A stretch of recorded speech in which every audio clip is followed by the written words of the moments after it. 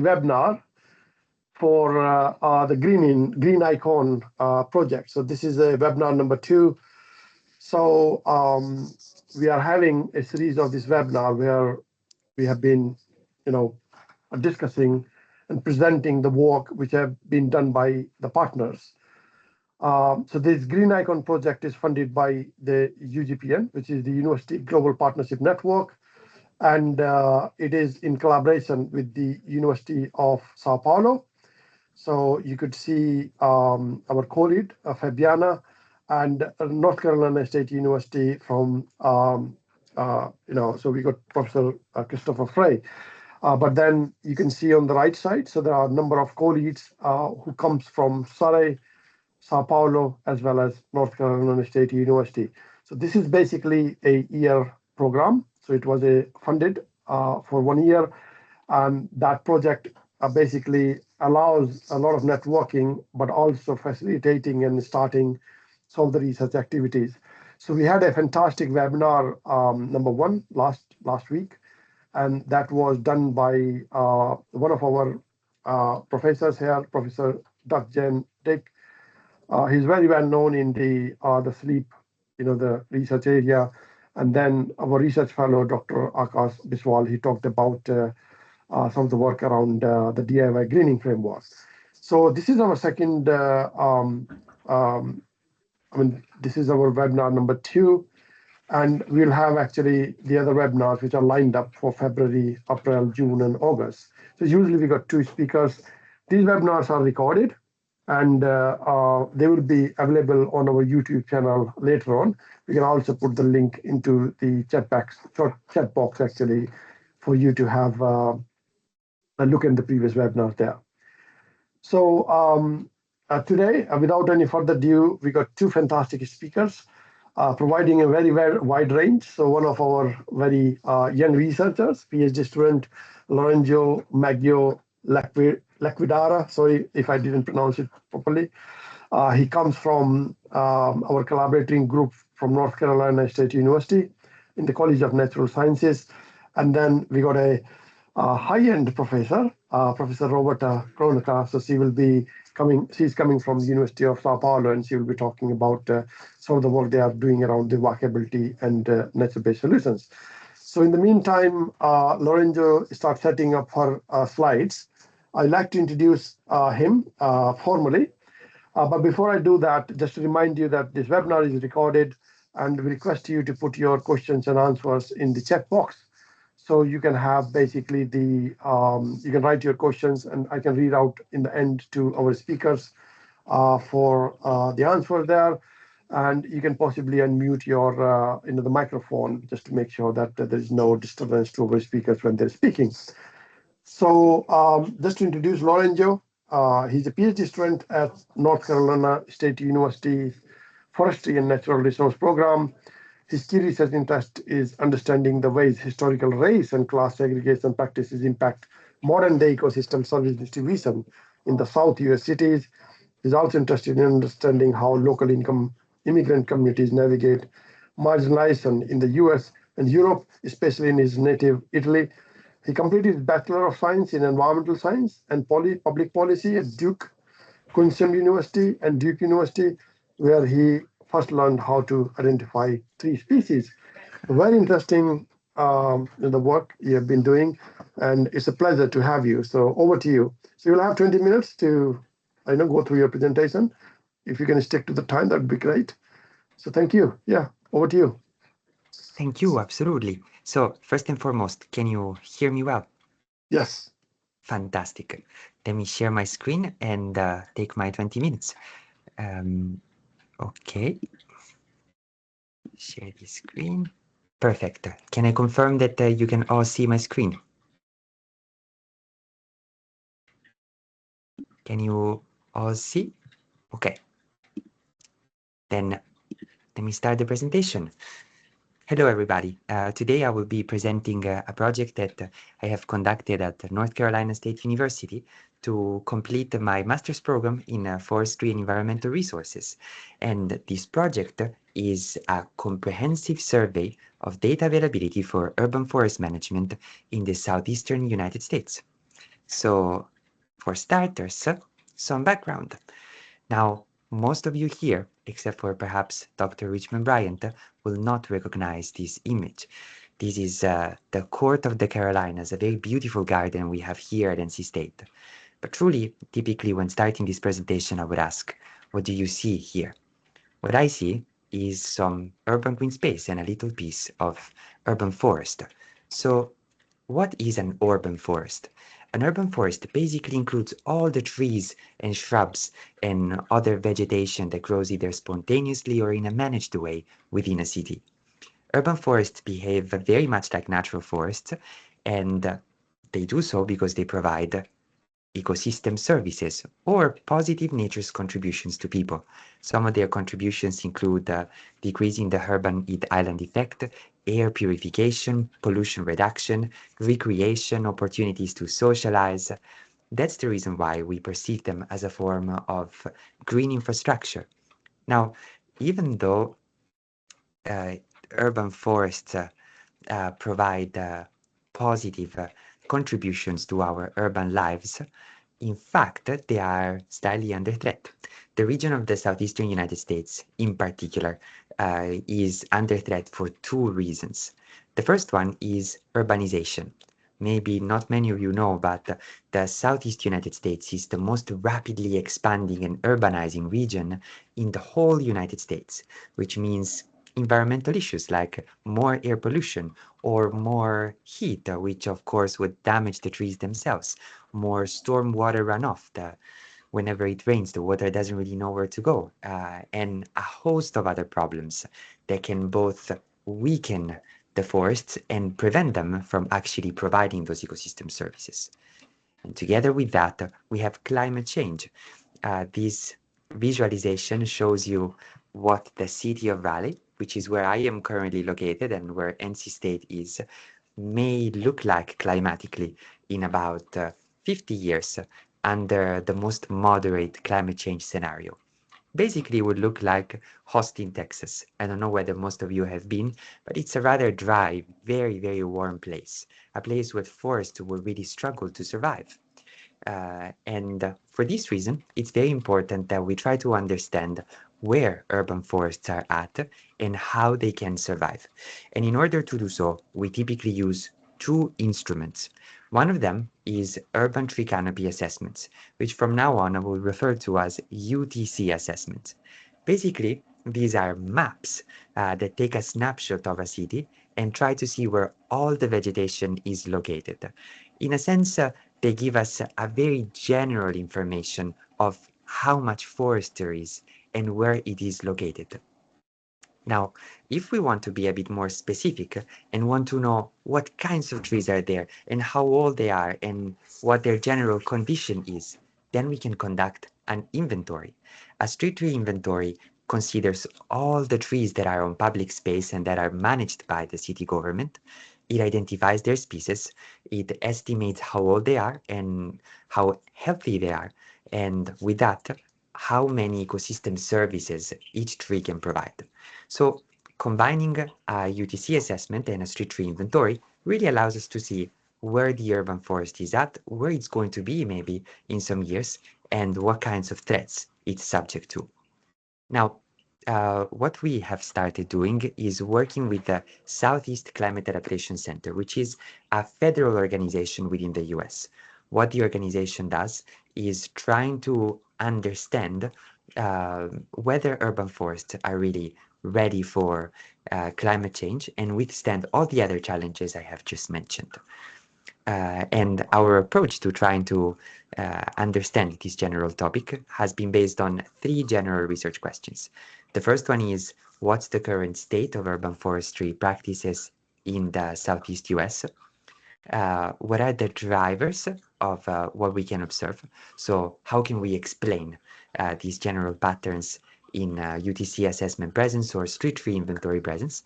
And then what are the most important challenges, projects, perspectives, and expectations on the part of urban foresters across the region? So, well, let me perhaps start by trying to answer the first research question. So, what's the current status of urban forestry in the region? In order to answer this question, we decided to take into consideration all the cities with more than 50,000 residents in this big region of the United States, which includes 9 different states and 159 cities.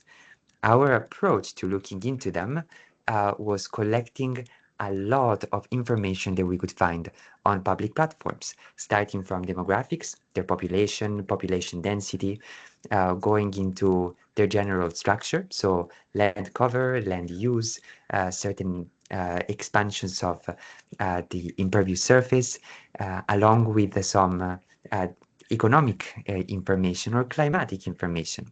But more importantly, a lot of public contacts. Who do I talk to if I want to know more about the urban forest? Which person can I contact by email or phone number? Because our second step was sending out a survey to all those people that we thought were somehow in charge of that urban forest. We sought the support of several regional organizations like the Southern Regional Extension Forestry, the Southern chapter of the International Society of Arboriculturalists, or the Southern Group of State Foresters, and a number of other regional organizations. And we basically sent this survey to ask, where is your urban forestry at? What kind of species do you have? Do you have an inventory? Have you conducted an assessment? How long ago? A whole host of questions. And the last question was, can we give you an interview? Could you ask some of our questions? And we conducted some semi-structured interviews with representatives from several municipalities that agreed to talk with us. So these were our methods. What were our results?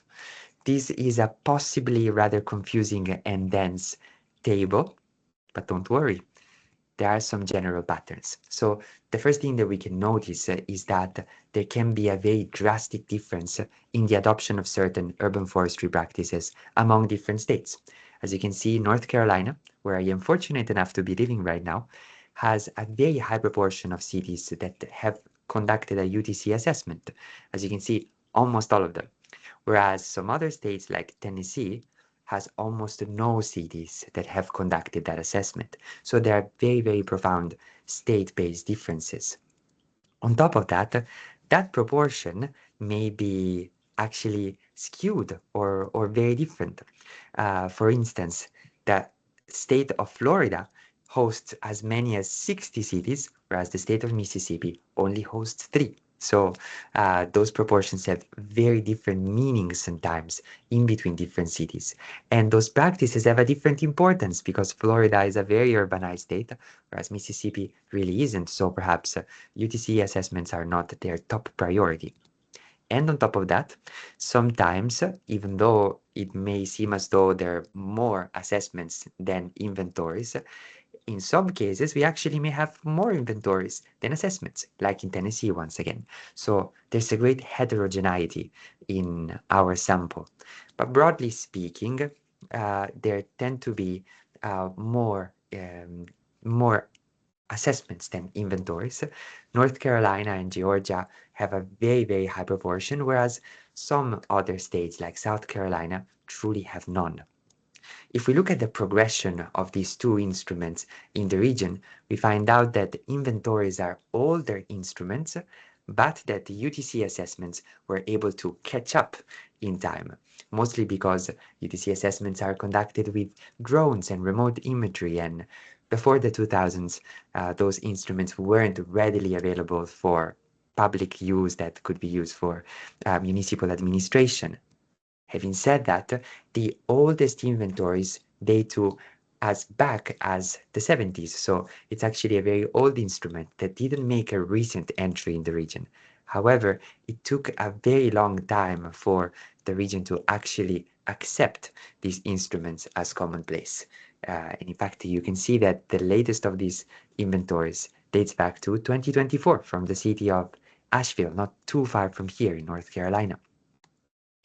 So something important to mention here in maybe our general discussion and interpretation of these patterns is that collaboration is an especially important component in deciding to conduct an assessment or develop an inventory. Municipal governments will collaborate with universities like NC State here in Raleigh, environmental NGOs, or maybe different departments within government. So these efforts truly need to be a collaboration between different kinds of stakeholders with different interests and different resources. Having mentioned that, community urban forestry is a very important component of that. Volunteer residents are really what drives these patterns in many of the cities of the region. Now, having said that, most urban forest programs are still very, very small. Some cities maybe have an inventory with 100 or 200 trees, whereas, as you know, a city normally has hundreds of thousands of public trees. And that's exactly why collaboration and volunteerism is very important. Now, let's move to our second question, which is perhaps a bit more statistics intense. What the demographic, economic, and ecological factors tend to explain why there would be a UTC assessment or a street tree inventory? In order to do that, we took all the variables we saw before. We decided that perhaps some of them were more important than other ones. And in order to do so, we used an elastic net regularization that allowed us to understand which variables would be more relevant to a certain kind of analysis and which one wouldn't be. If you're interested in this, I can show this slide again during the Q&A session. We tried to see which ones were more or less correlated and excluded the ones that had a high collinearity or multi-collinearity. And we fitted a logistic regression with urban tree canopy assessment and street tree inventories as binary responses. And we tried to investigate which variables tended to have more of an effect. And this is our most important result. What turns out here is that education, the percent of the population that has a bachelor degree, tends to drive both phenomena. So it seems as though as maybe education is the most important driver of these kinds of urban forestry initiatives across the region. Something that is important is that the cities in different states can be very different. So, for example, when we talk about the population size of a certain city or the certain density or the certain level of education in North Carolina, Virginia, and Tennessee, that's going to be very different from what we can observe in, say, Alabama and Arkansas and Mississippi. But it's a good start. It suggests that there is a variable that tends to capture all that heterogeneity more so than socioeconomic status or the certain history of a city. And now we move to the third question, which is possibly a bit more abstract. What are the challenges, hopes, perspectives, and expectations in urban forestry across this region? One of the most important challenges, as you can probably imagine, has to do with funding. Funding is extremely limited and very, very competitive. It's competitive at different levels. At the federal level, that public funding that gets emitted every year needs to be competed upon among states and among municipalities within a state. But within a single municipality, there are competitions between governmental and non-governmental organizations, or at times, even competitions within the same government structure among maybe different departments. All in all, funding for urban forestry is very limited because there's still a very limited understanding of the services urban forests provide and the challenges it's going forward. And as many of you know, right now in the United States, those funding is becoming less and less available. Maintenance is another problem because it's perhaps hard to obtain funds to plant trees, but it's even harder to obtain funds to actually manage them as they grow. Mostly because there's something symbolic and demonstrative about planting trees, whereas maintaining those trees is something that happens behind the curtains, under closed doors in a sense. And because it's very hard to appreciate the immediate impacts of that activity, it's very difficult to support it in terms of public funding. Unfortunately, as most urban foresters know, management is really where the real challenge is. The mortality of an urban forest, sorry, can reach as much as 90% every year. So imagine losing 10% of your forest every single year. By the time a tree becomes an adult, there's very little chance for it to survive unless you go there and water it and put some fertilizer and try to heal those little mechanical damages you can see.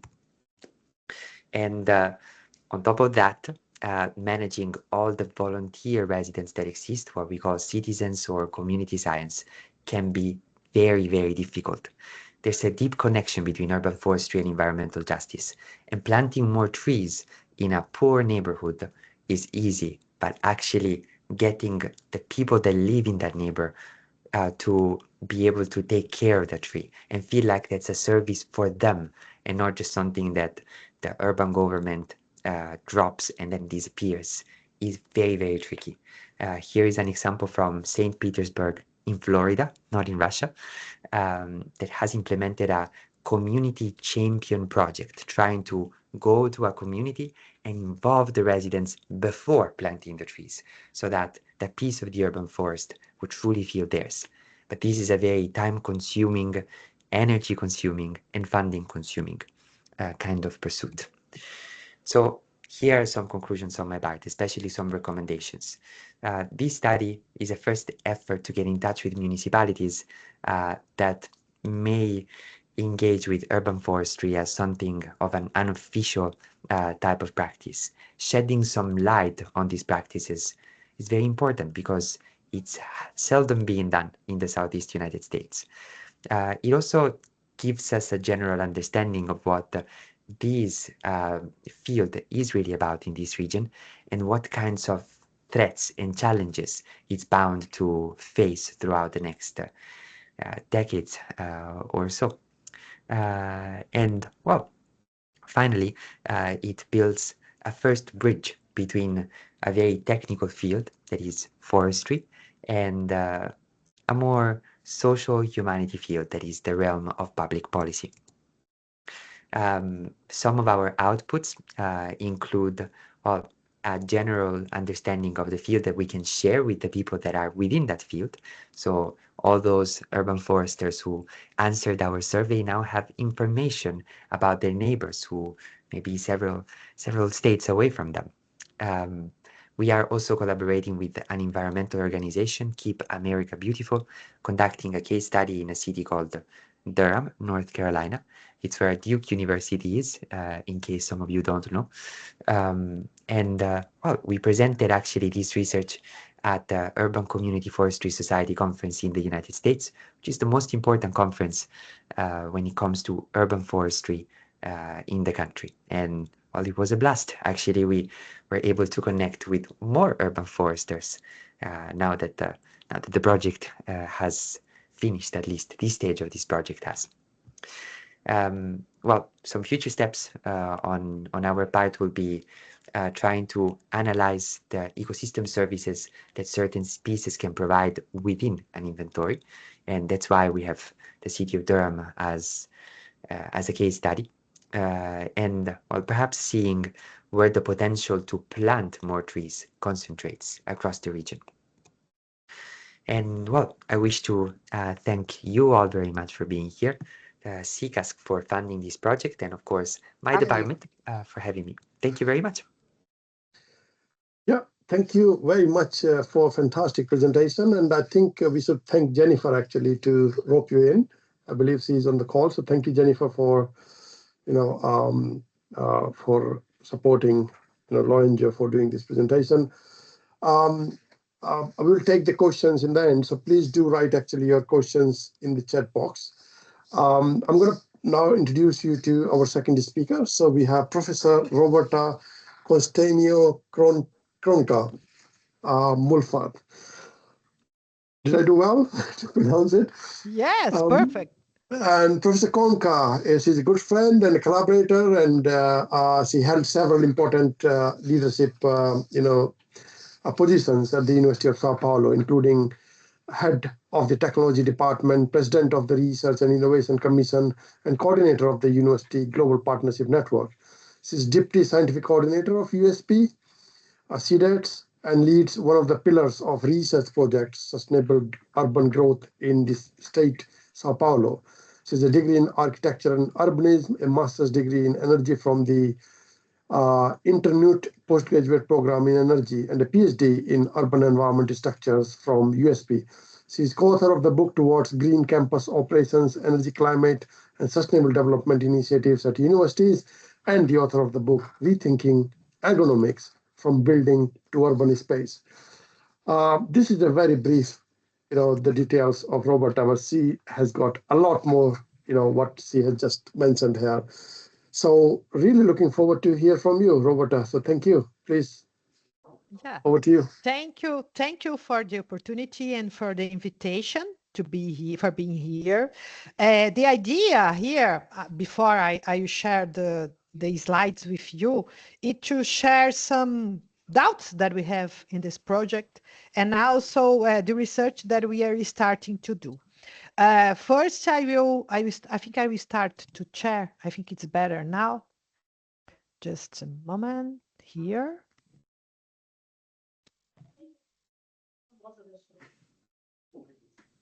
I think, is it working?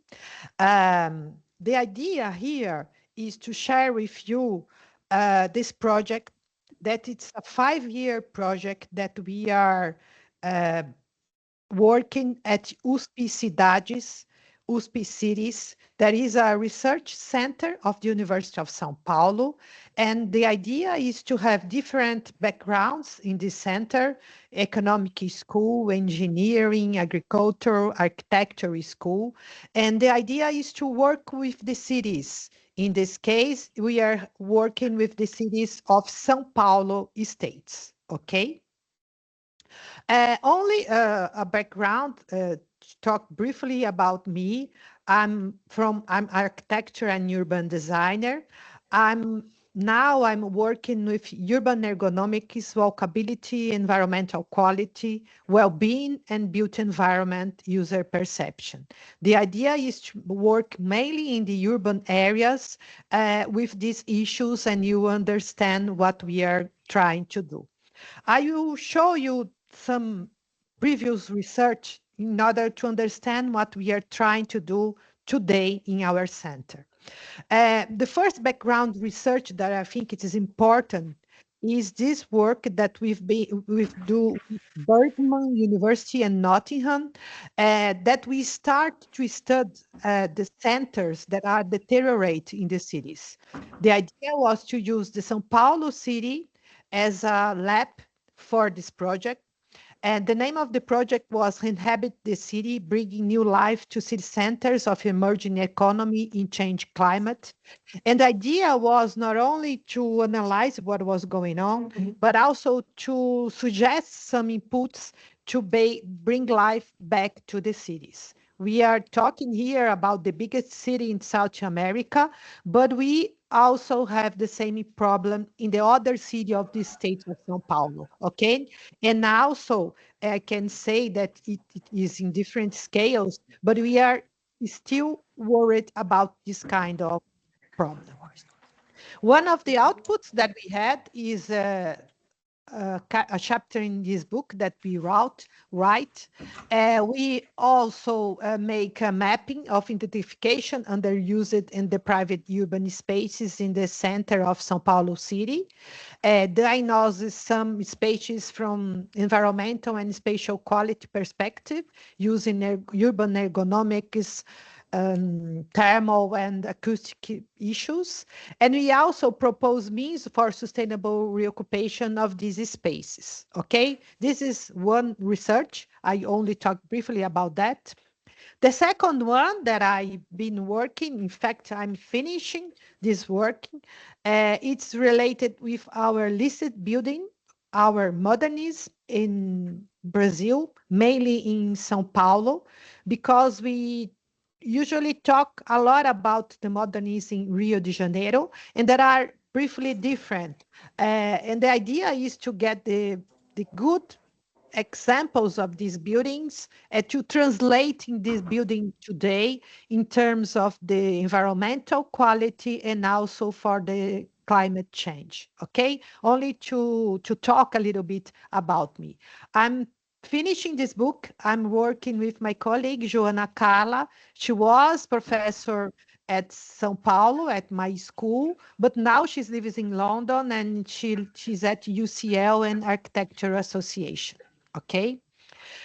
And now we are going to talk a little bit about USP Cidades, USP Cities, that is a research support center.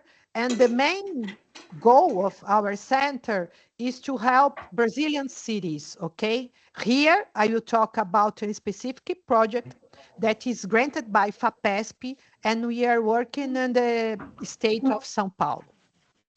The name of this project, the big one, the umbrella project, is Sustainable Growth Accommodation for State of São Paulo Cities. The problems that we have in São Paulo state, we have 645 cities, okay? Only 3 of these cities have more than 1 million inhabitants. São Paulo is one of the cities. We have only 5 cities with between 500 and 1 million inhabitants, and the other 637 cities have less than 500 inhabitants, okay? And we are talking about mainly of these cities. The problem is not the size of the cities, but the lack of the data and how the cities are sprawling without quality, depriving the green areas, and also losing the quality of urbanity, the walkability, and a lot of costs that we have to commute these people that are in the periphery of the cities to come to the places where the job are, okay? One of the specific goals of this project is to analyze the growth, how the cities have been grown and accommodated in the state of São Paulo in recent decades, and considering both population and employment growth, qualifying both spatially and in relation of another characteristics, okay? The project also will build some scenarios up to 2014, how this accommodation growth should occur through the application of developed methods and without these methodologies. Our main goal is to have this methodology, okay, with a strong economic component. I'm not in this axis of this economic evaluation, but I'm in charge of this project. Another specific goal is to develop methodologies to qualify the costs associated with growth accommodation scenarios, especially costs associated with accessibility and urban infrastructure.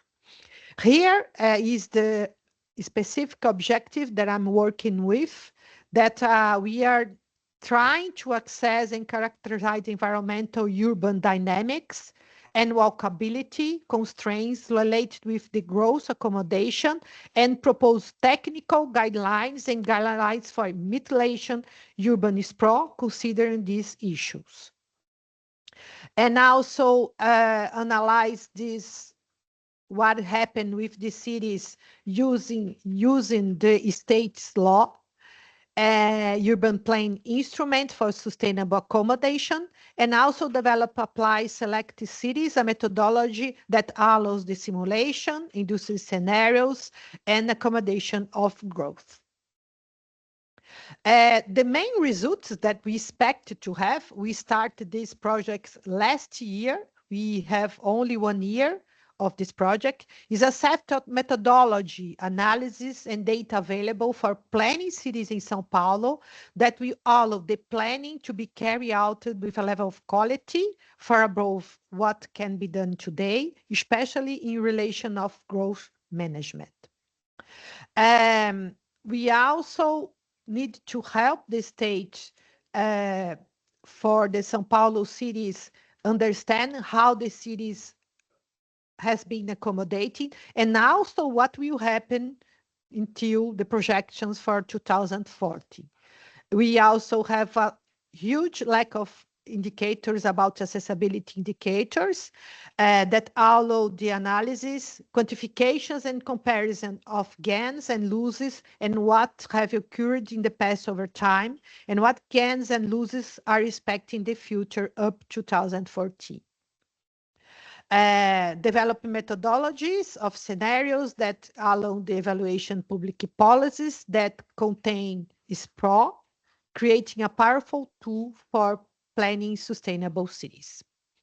The mission of the center is to, of course, develop the methodology, to create references to the case studies for the state of São Paulo, and also to design public policies aimed at sustainable accommodation, their population growth, activities, jobs based on the premises of sustainable development.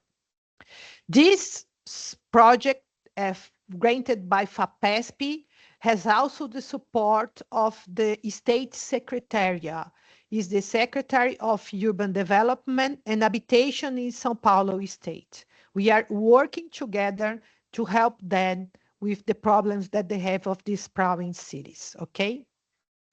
And of course, we are talking about interdisciplinary project with a lot of researchers involved, with a lot of postdoc, doctor, masters, and also professors working here.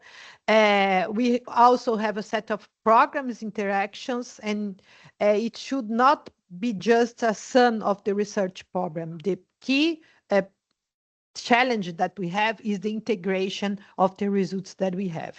The center should be a platform to enhance the project. Here I brought some examples of 4 cities, okay? The cities that we have been working in more deeply, more detailed way. And we have in a, I don't know the color that you are seeing, but in a white color, the municipality limit, okay? And the first gray, we have the urban occupation in 1985. In orange, clear orange, more light, we have the urban occupation in 2000. And the dark orange or brown, I don't know which color you are seeing, we have the urban occupation in 2023. We can see that we have sprouted in different ways. The idea is not to detail each city, but the problem is how this sprouting is happened. In some cities, we have the poor living in the sprout of the city. Some cities, we have a boundary between closed areas with rich people and in other favelas, invading forests, natural reservoir, waters, and we have an empty center, losing the urban vitality in the center areas. And this is a problem because sometimes the cities don't have this data. We need to provide it to them to help them to plan what is going on and what law they use to avoid this kind of growth, and also to help the city centers to have life again, and also show them how they expand a lot with this sprout that is kind of a disease of the cities, okay? Of course, when we talk about multiscalar integration, about walkability and nature-based solution, we are talking about the urban pedestrian experience. Of course, we have issues of environmental comfort, qualitative and quantitative aspects of walkability and ergonomics. We can say when we use nature-based solution and also walkability, we are talking about walkability and pedestrian comfort. We are talking about urban development integration with activity of mobility, active mobility. We talk about walking mainly. And how can we monitoring that in order to evaluation the pedestrians' routes? When we start to work with the cities, comparing, for example, the experience and the research that we have with São Paulo city, we have a opposite experience. when we have a lot of data, what kind of data we need in São Paulo City, when you go to the states, the figures change completely. Here, example of index that we have been working in São Paulo City. We call them Walkability and Pedestrian Comfort Index. We overlap the ergonomic, the thermical, and also the acoustic issues in each regions using data available in the city of São Paulo to have this index, okay? But when we go to other cities, we don't have all the data to work with that. And that's, I think, is the main challenge that we have to not only to find out what is a desirable scenario, but also how we can evaluate pedestrian comfort in now carbon mobility and other issues, okay? Here, for example, we made some experience with other cities of São Paulo City at Vale do Paraíba. It's another region, but we need, instead of using 11 indicators, here we use 7 indicators that we have available to compare and to try to understand what is going on with walkability. And I'm talking only about walkability. We didn't start yet to talk about nature-based solution, okay? The problem that we have. Talking together walkability and environmental issues, we have some challenges and contradictions. I think it's the main focus of our research, okay? We found out that there is a negative correlation between the presence of green areas and levels of walkability in large metropolitan regions. And that's what we are going to, now we are selecting which indicators we are going to use in order to have the walkability with nature-based solutions. We find out also that in periphery areas, the promotion of walkability can integrate urban sustainability and green planning's effort, provided that the strategies are adapted to local dynamics.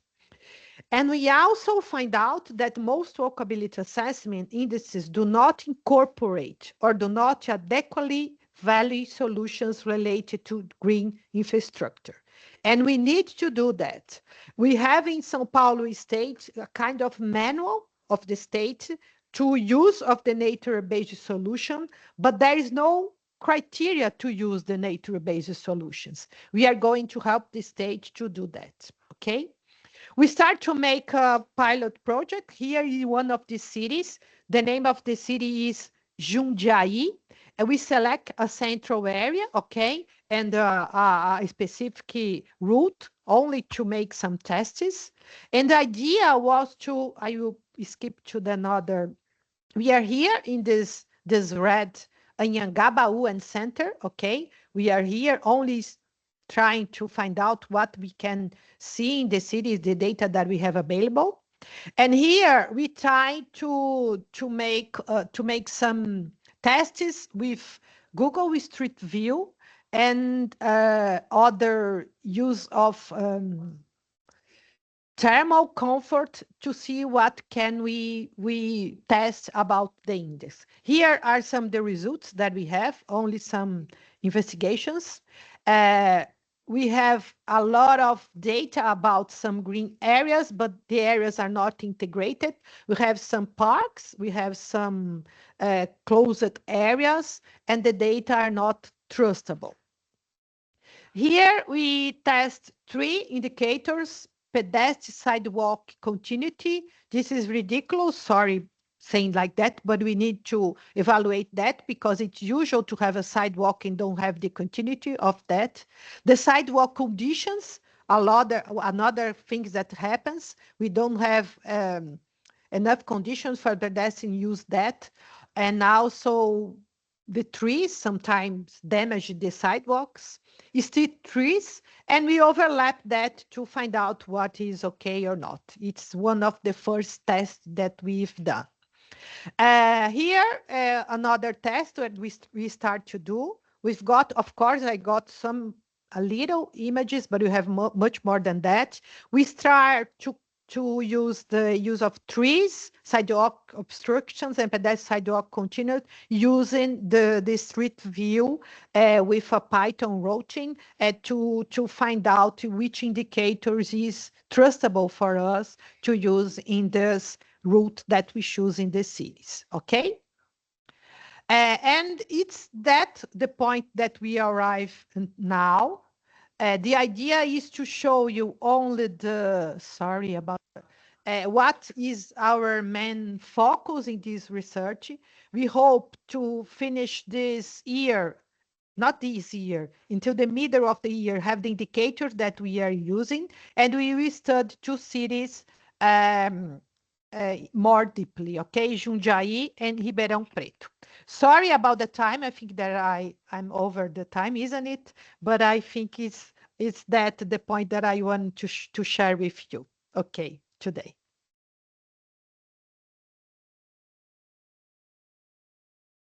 Thank you very much for the fantastic presentations. Both the speakers, you've done a fantastic job, keeping time as well. So I believe that this is time for questions and answers there. I do not see actually many of them coming, but maybe I could start by the time the others on the call are thinking about them, about any questions. Unless I'm missing anything, Suhela, just remind me. Possibly the same question for both of you. It's very generic in a sense that you both have been working on on an urban greening area for a very different perspective. What do you think the bottlenecks actually when you start, when it comes to implementing some of those research findings in the real world, sort of, the conditions? Where do you think is the bottleneck and how we can overcome those challenges? I can start. May I? Yes, please. I think that in Brazil, it's ridiculous what I'm going to say, but that's true. There is a prejudice against the use of green areas in the periphery. They believe that the green bring costs that are not good for the streets because you need to take care of that is a cost for the city. I think that we are in a good moment because we are noticing that the climate is changing. And then we have, I think, a gap to show that the green is our friend, not our enemy, mainly in the periphery areas, I say. When we saw Brazilian cities in the central areas, we have green. We have green in some neighborhoods, but when you go to the periphery, we don't have that.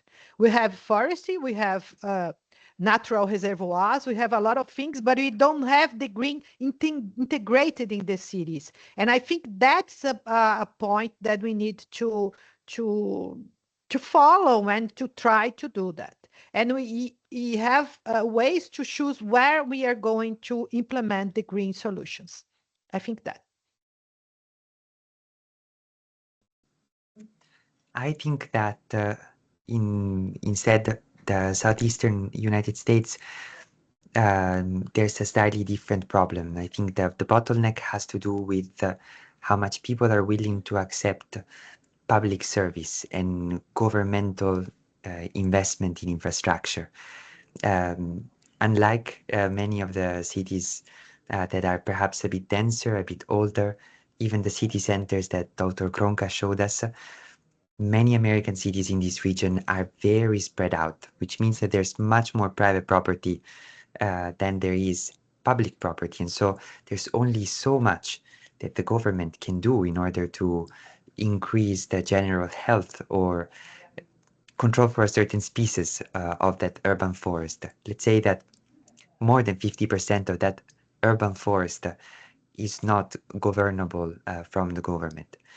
On top of that, there's a strong hesitation about public investment here. So most of the urban forestry projects that come from government, especially in smaller cities, come from grants, which have a beginning and have an end. So the sustainability of this project is hard to achieve. I think that's the main bottleneck. But the concerns that exist in Sao Paulo state are also present here. It's very hard to justify spending money on urban forest. The they're sometimes seen as a nuisance, almost dangerous. Yes, I think it's a combination of wicked factors.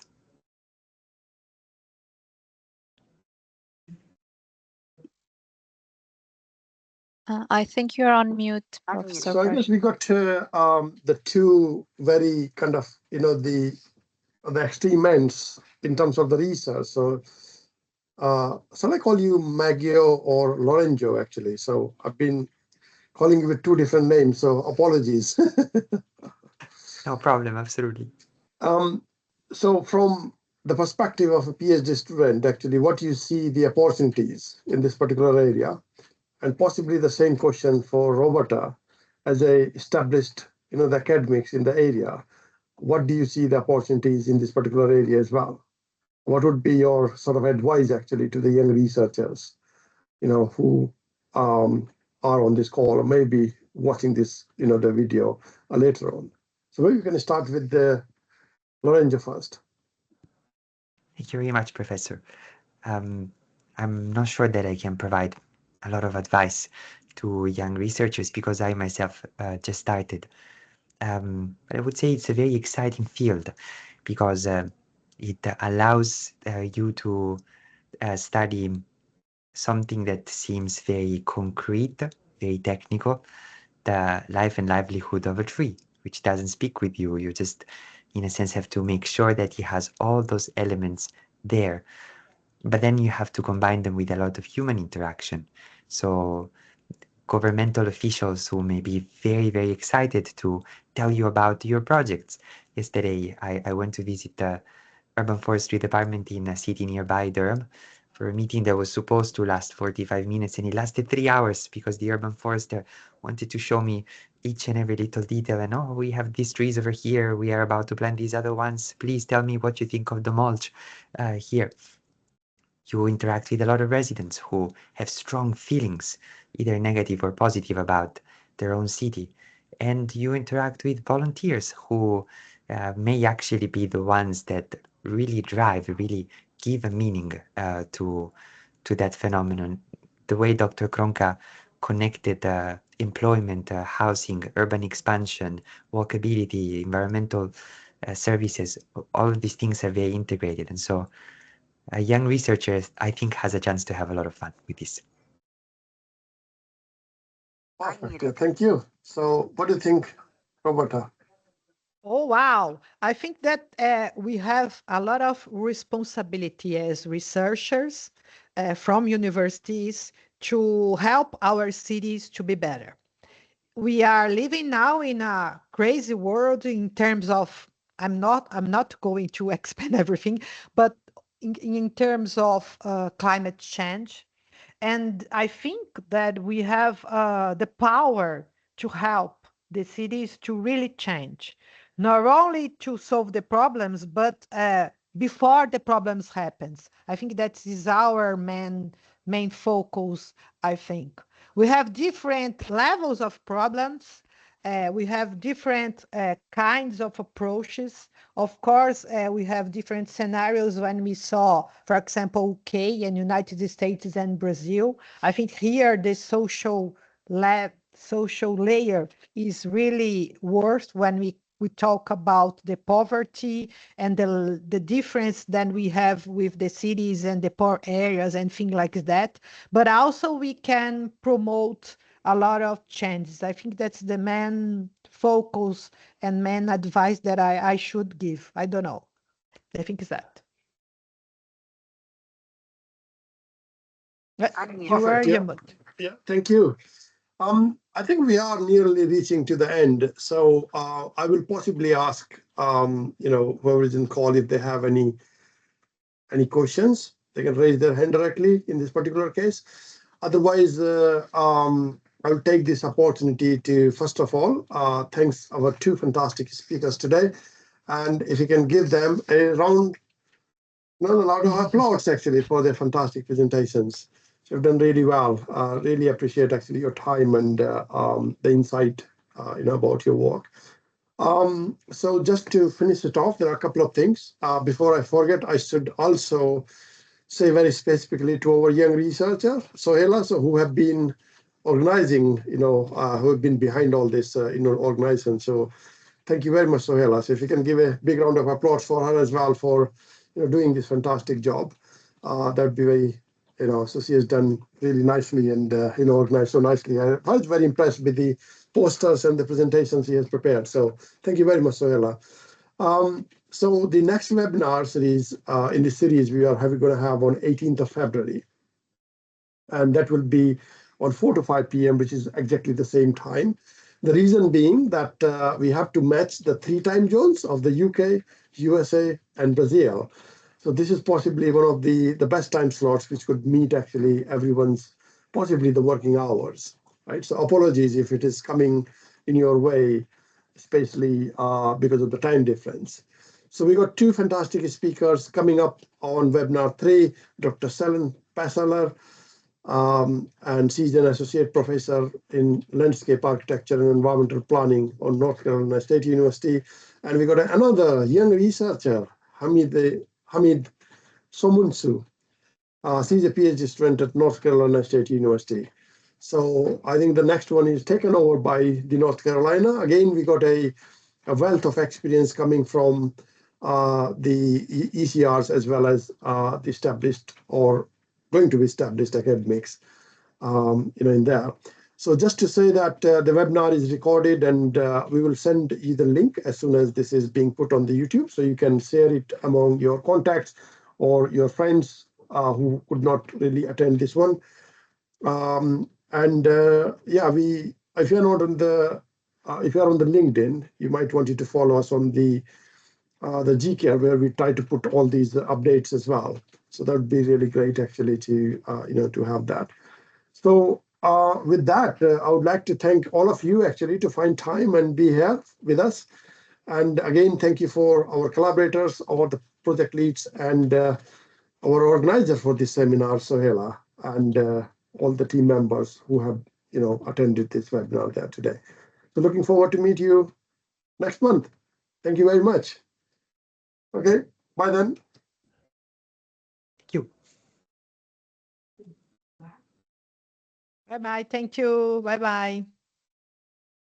Thank you.